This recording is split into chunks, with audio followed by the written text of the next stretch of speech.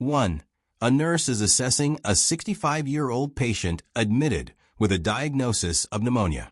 The patient's oxygen saturation level is 88%. What should the nurse do first? 1. Administer oxygen via nasal cannula. 2. Notify the healthcare provider. 3. Increase the rate of the 4 fluids. Answer. Administer oxygen via nasal cannula. Rationale.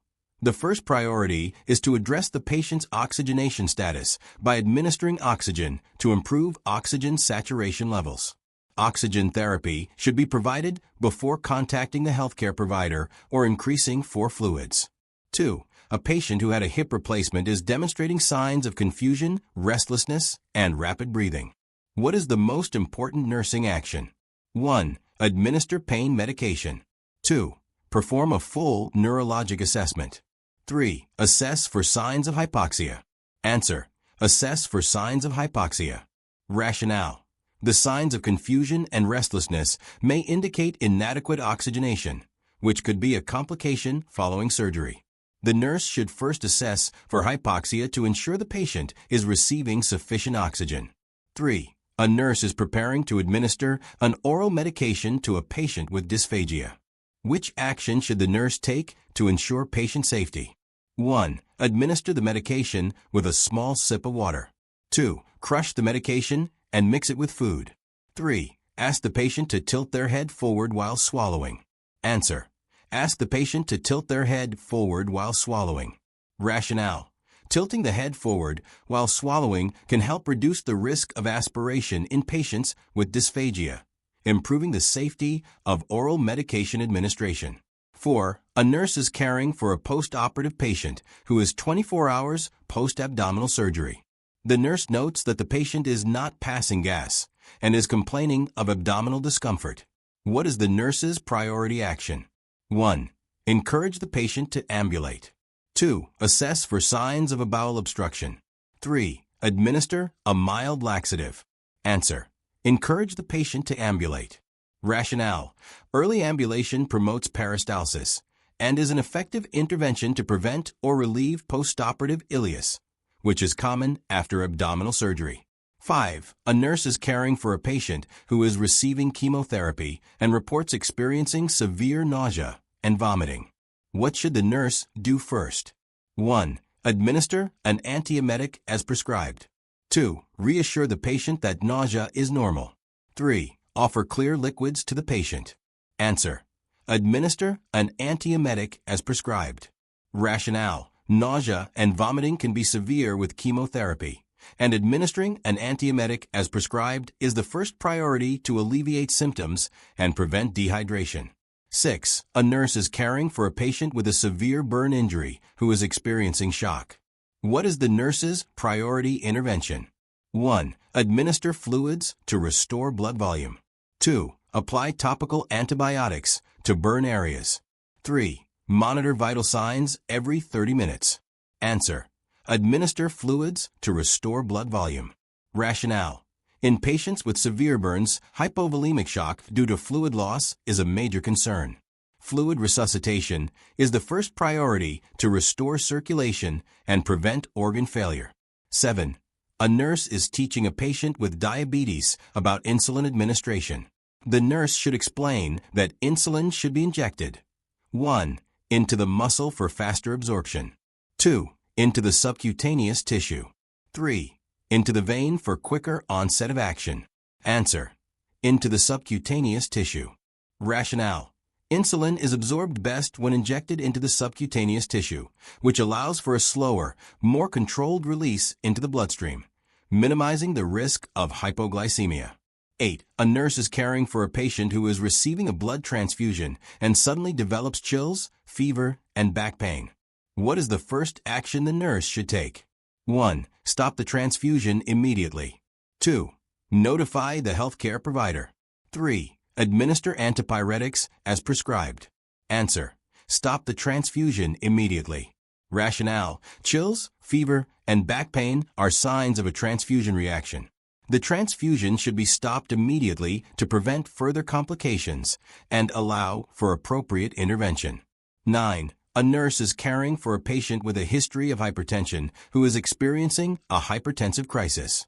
What is the priority nursing action? 1. Administer antihypertensive medication as prescribed. 2. Monitor blood pressure every 15 minutes. 3. Encourage the patient to rest in bed. Answer: administer antihypertensive medication as prescribed.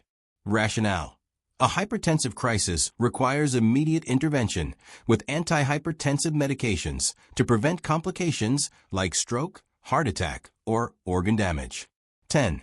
A nurse is preparing to administer a dose of morphine to a post-surgical patient. The patient's respiratory rate is 10 breaths per minute. What is the nurse's best course of action? 1. Administer the morphine as prescribed. 2. Withhold the medication and notify the healthcare provider. 3. Increase the oxygen flow rate to 5 liters per minute. Answer: withhold the medication and notify the healthcare provider. Rationale: a respiratory rate of 10 breaths per minute is too low, and administering morphine could further suppress respiration. The nurse should withhold the medication and notify the healthcare provider for further guidance. 11. A nurse is assessing a patient with chronic renal failure. The nurse should expect which of the following findings? 1. Hypercalcemia. 2. Increased urine output. 3. Decreased erythropoiesis. Answer: decreased erythropoiesis. Rationale: chronic renal failure leads to decreased erythropoiesis due to impaired kidney function, which produces erythropoietin, a hormone necessary for red blood cell production. 12. A nurse is providing discharge teaching to a patient with newly diagnosed heart failure. Which statement by the patient indicates an understanding of the teaching? 1. I will monitor my weight daily and report any weight gain of 2 to 3 pounds in a day. 2. I will limit my fluid intake to 2 liters per day. 3. I will avoid any physical activity until my next appointment. Answer: I will monitor my weight daily and report any weight gain of 2 to 3 pounds in a day. Rationale: rapid weight gain of 2 to 3 pounds in a day is a sign of fluid retention in heart failure, and daily weight monitoring is crucial for early identification of worsening symptoms. 13. A nurse is caring for a patient with a post-operative wound infection. What should the nurse do first?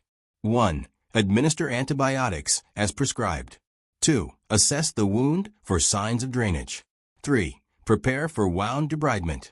Answer: assess the wound for signs of drainage. Rationale: before administering antibiotics or preparing for debridement, the nurse should first assess the wound to determine the extent of infection and guide appropriate interventions. 14. A nurse is caring for a child with a history of asthma who is experiencing an acute asthma attack. What should the nurse do first? 1. Administer a short-acting beta-agonist SABA. 2. Provide oxygen to the patient. 3. Reassure the child and family. Answer: administer a short-acting beta-agonist SABA. Rationale: during an acute asthma attack, a short-acting beta-agonist SABA is the first-line treatment to quickly relieve bronchospasm and improve airflow. 15. A nurse is caring for a patient who is receiving total parenteral nutrition, TPN. The nurse notices that the TPN bag is empty. What is the nurse's immediate action? 1. Administer dextrose 10% in water until the new TPN bag arrives. 2. Wait for the healthcare provider's orders. 3. Notify the pharmacy. Answer: administer dextrose 10% in water until the new TPN bag arrives. Rationale: a sudden discontinuation of TPN can lead to hypoglycemia. The nurse should administer dextrose 10% to prevent low blood sugar until the new TPN bag arrives. 16. A nurse is caring for a patient with chronic obstructive pulmonary disease, COPD, who is receiving oxygen therapy. The patient's oxygen saturation is 92%. What should the nurse do? 1. Increase the oxygen flow rate to 4 liters per minute. 2. Maintain the current oxygen flow rate. 3. Notify the healthcare provider immediately. Answer: maintain the current oxygen flow rate. Rationale: for patients with COPD, increasing oxygen flow rates can lead to carbon dioxide retention. a saturation of 92% is within the acceptable range for these patients. 17. A nurse is caring for a patient who has just been started on a new antihypertensive medication. The nurse should prioritize assessing for which of the following? 1. Blood pressure. 2. Fluid retention. 3. Hyperkalemia. Answer: blood pressure. Rationale: the primary goal of antihypertensive medication is to lower blood pressure. The nurse should monitor blood pressure closely to assess the medication's effectiveness and avoid hypotension. 18. A nurse is assessing a patient with suspected deep vein thrombosis, DVT. What is the most important finding to report immediately? 1. Pain in the calf. 2. Swelling in one leg. 3. Sudden shortness of breath. Answer: sudden shortness of breath. Rationale: sudden shortness of breath may indicate a pulmonary embolism, a life-threatening complication of DVT. This finding requires immediate intervention. 19. A nurse is caring for a patient with a chest tube. The nurse observes that the water seal chamber is continuously bubbling. What should the nurse do first? 1. Check the system for leaks. 2. Increase the suction pressure. 3. Notify the healthcare provider. Answer: check the system for leaks. Rationale: continuous bubbling in the water seal chamber may indicate a leak in the system. The nurse should first assess for any leaks to address the cause before notifying the healthcare provider. 20. A nurse is caring for a patient with an intracranial pressure ICP monitor. The nurse notes that the patient's ICP is 18 millimeters of mercury. What is the nurse's best action? 1. Reposition the patient's head to a neutral position. 2. Administer a sedative to reduce agitation. 3. Increase the patient's oxygen level.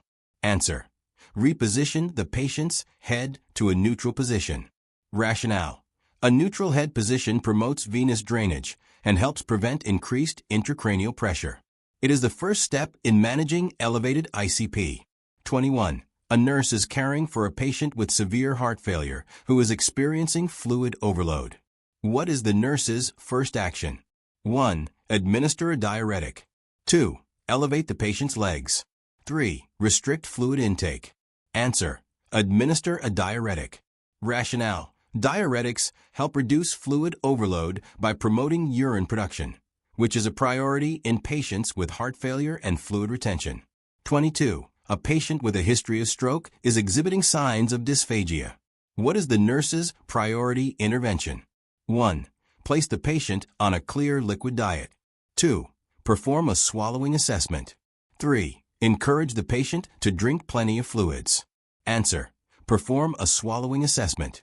Rationale: a swallowing assessment is essential to determine the safety of oral intake and prevent aspiration, which can lead to pneumonia. 23. A nurse is preparing to administer a medication to a patient with a history of renal impairment. What should the nurse do before administering the drug? 1. Assess the patient's blood pressure. 2. Review the patient's renal function tests. 3. Increase the dose of the medication. Answer: review the patient's renal function tests.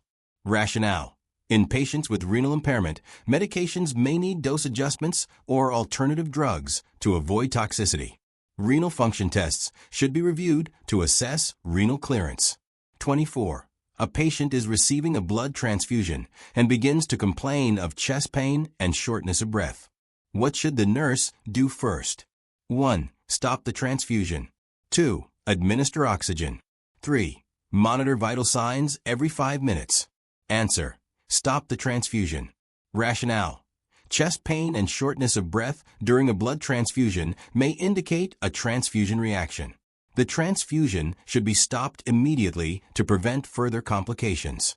25. A nurse is caring for a patient with a tracheostomy and notes that the patient is unable to speak. What should the nurse do? 1. Suction the tracheostomy tube. 2. Assess the cuff pressure on the tracheostomy tube. 3. Administer a sedative. Answer: assess the cuff pressure on the tracheostomy tube. Rationale: if the cuff is inflated too tightly, it can block airflow to the vocal cords, preventing speech. The nurse should assess and adjust the cuff pressure to allow for normal speech. 26. A nurse is caring for a patient who is receiving a continuous 4 infusion of morphine. The patient's respiratory rate drops to 8 breaths per minute. What should the nurse do first? 1. Administer naloxone as prescribed. 2. Increase the 4 fluid rate.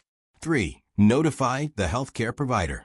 Answer: administer naloxone as prescribed. Rationale: a respiratory rate of 8 breaths per minute is indicative of opioid overdose. Naloxone is an opioid antagonist and should be administered immediately to reverse the effects of morphine. 27. A nurse is caring for a patient who is being discharged after hip replacement surgery. Which instruction should the nurse prioritize? 1. Use an elevated toilet seat to avoid bending your hips too much. 2. Ambulate with crutches for the first week after surgery. 3. Take a warm bath to relax your muscles. Answer: use an elevated toilet seat to avoid bending your hips too much. Rationale: using an elevated toilet seat prevents hip flexion beyond the surgical limit, which is crucial for preventing dislocation after hip replacement surgery. 28. A nurse is caring for a child with a fever of 102 degrees Fahrenheit 38.9 degrees Celsius. What is the best intervention to promote comfort? 1. Administer acetaminophen as prescribed. 2. Sponge the child with cold water. 3. Dress the child in warm clothing. Answer: administer acetaminophen as prescribed. Rationale: acetaminophen is effective in reducing fever and providing comfort. It should be administered according to the prescribed dose and schedule. 29. A nurse is caring for a patient with a history of hypertension who has been prescribed a new beta blocker. What should the nurse monitor closely? 1. Blood glucose levels. 2. Blood pressure and heart rate. 3. Renal function. Answer: blood pressure and heart rate. Rationale: beta blockers reduce heart rate and lower blood pressure. Monitoring these vital signs ensures the patient is not experiencing hypotension or bradycardia as side effects. 30. A nurse is caring for a patient who is post-operative and has a Foley catheter in place. The nurse notes that the urine output is 30 milliliters over the last hour. What should the nurse do next? 1. Reassess the patient in 1 hour. 2. Increase the 4 fluid rate. 3. Notify the healthcare provider immediately. Answer: increase the 4 fluid rate. Rationale: urine output of less than 30 milliliters per hour may indicate inadequate renal perfusion. Increasing the 4 fluid rate can help improve kidney function and urine output. 31. A nurse is caring for a patient with a central venous catheter, CVC. The nurse notes that the patient's temperature is 101 degrees Fahrenheit 38.3 degrees Celsius. What should the nurse do first? 1. Administer antipyretics as prescribed. 2. Obtain blood cultures from the CVC. 3. Change the dressing on the CVC. Answer: obtain blood cultures from the CVC. Rationale: a fever in a patient with a CVC may indicate a catheter-associated infection. Blood cultures should be drawn before antibiotics are administered to guide appropriate treatment. 32. A nurse is caring for a patient with a chest tube who develops subcutaneous emphysema. What is the nurse's priority action? 1. Notify the healthcare provider. 2. Assess the patient's respiratory status. 3. Increase the suction pressure. Answer: assess the patient's respiratory status. Rationale: subcutaneous emphysema may indicate a pneumothorax or another serious respiratory complication. The nurse should first assess the patient's respiratory status to determine if further interventions are necessary. 33. A nurse is caring for a patient who is receiving total parenteral nutrition, TPN, and develops a fever, chills, and a positive blood culture. What is the most likely cause? 1. Infection from the foreline. 2. Adverse reaction to the TPN formula. 3. Renal dysfunction. Answer: infection from the foreline. Rationale: the most common cause of infection in patients receiving TPN is contamination of the central venous catheter. Prompt intervention is required to prevent sepsis. 34. A nurse is caring for a patient with a history of gout who presents with a red swollen joint. What should the nurse advise the patient to avoid? 1. Cold compresses. 2. Alcohol and purine-rich foods. 3. Increasing fluid intake. Answer: alcohol and purine-rich foods. Rationale: alcohol and foods high in purines, e.g. red meat, shellfish, can trigger gout attacks by increasing uric acid levels. The nurse should educate the patient on avoiding these triggers. 35. A nurse is caring for a patient receiving a heparin infusion. The patient's activated partial thromboplastin time, APTT, is 80 seconds. What is the nurse's best action? 1. Administer protamine sulfate. 2. Continue the heparin infusion. 3. Notify the healthcare provider. Answer: notify the healthcare provider. Rationale: an APTT of 80 seconds is higher than the therapeutic range for most patients receiving heparin. The healthcare provider should be notified to adjust the infusion rate or address the potential risk for bleeding. 36. A nurse is caring for a patient with diabetes who is scheduled for surgery in the morning. The patient's blood glucose level is 300 milligrams per deciliter.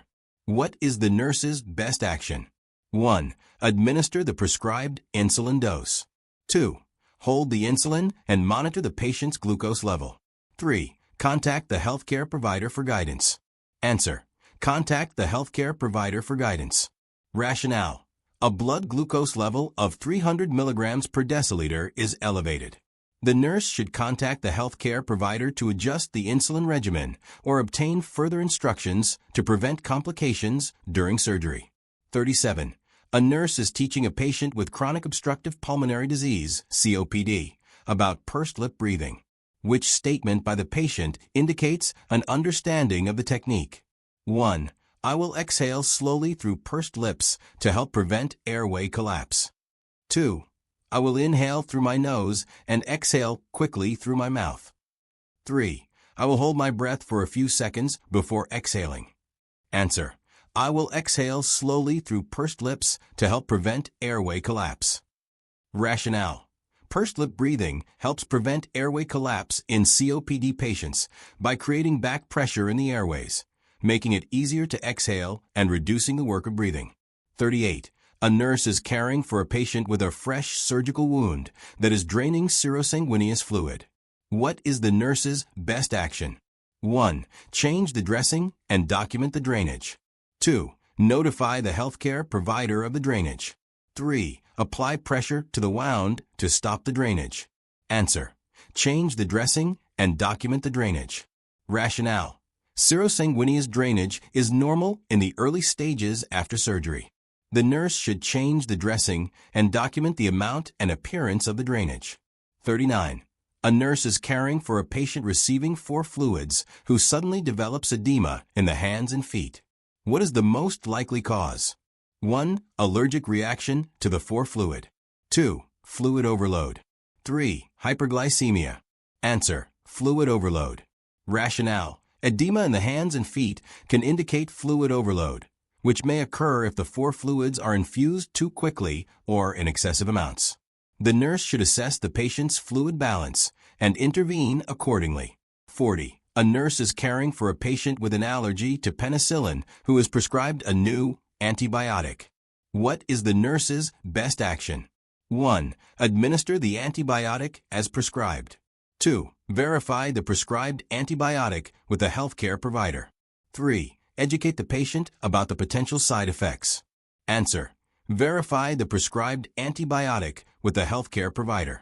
Rationale: the nurse should ensure that the prescribed antibiotic is not a penicillin or a related drug to prevent an allergic reaction. Verifying with the healthcare provider is necessary for patient safety. If you found this video helpful, don't forget to like, subscribe, and share with your fellow nursing students. Hit the bell icon so you never miss an update. See you in the next one. Happy studying.